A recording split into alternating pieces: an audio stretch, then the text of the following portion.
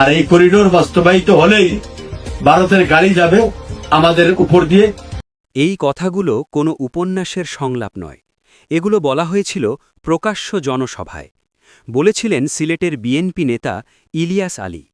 তিনি বলেছিলেন, এই করিডোর বাস্তবায়িত হলেই শুধু ভারতের গাড়ি আমাদের দেশ দিয়ে যাবে না, শুধু সাধারণ জিনিসপত্র যাবে না, এই রাস্তা দিয়ে যাবে তাদের মালামাল, যাবে তাদের অস্ত্র, যাবে গোলাবারুদ, যাবে তাদের সৈন্যরা। আজ যদি আমরা আমাদের দেশের ওপর দিয়ে অন্য একটি দেশের সেনা, অস্ত্র আর গোলাবারুদ চলাচলের রাস্তা খুলে দিই, তাহলে বাংলাদেশের মতো একটি ছোট রাষ্ট্রের স্বাধীন অস্তিত্ব বলে আর কিছু থাকে কি? এই প্রশ্নটাই ছিল তার অপরাধ। এই কথাগুলো বলার কিছুদিন পর ইলিয়াস আলী নিখোঁজ হন। না, তিনি হারিয়ে যাননি, তিনি ফিরে আসেননি। আজও তার কোনো খোঁজ নেই।